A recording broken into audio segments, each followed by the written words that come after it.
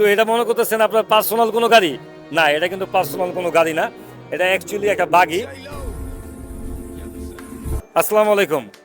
আসলে কি দেখাবো, অনেক কিছু আছে, এত কিছুর মাঝে একটা জিনিস খুব ভালো লাগছে, যেটা কিনা রানী এলিজাবেথের নামে নামকরণ করেছে। আসেন দেখাই, আসেন আসেন আসেন, জাস্ট এই গাড়িটা দেখেন।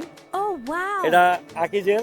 আর এই এই লোগোটা দেখে কিন্তু মনে হচ্ছে কি যে রোলস রয়েস এই গাড়ি। আর এই ব্যাপারটা মানে একটা রাজকীয় একটা ব্যাপার, কিন্তু এটা মনে করতেছেন আপনার পার্সোনাল কোনো গাড়ি না, এটা কিন্তু পার্সোনাল কোনো গাড়ি না, এটা অ্যাকচুয়ালি একটা বাগি। বড় বড় রিসোর্টগুলোতে বা বড় বড় কম্পোজিট ফ্যাক্টরিগুলোতে এই বাগিগুলো লাগে, কারণ অনেক বড় জায়গা হওয়ার কারণে এগুলো নিয়ে কিন্তু পর্যটকদের বা ভিতরে যারা কর্মরত আছে এক জায়গা থেকে আরেক জায়গায় যায়, সেম এরকম একটা গাড়ি। কিন্তু এটাকে এত সুন্দর করে মানে মডিফাই করে রানী এলিজাবেথের নামে নামকরণ করেছে। ভিতরে আসেন, একটু দেখাই, ভিতরে আসেন।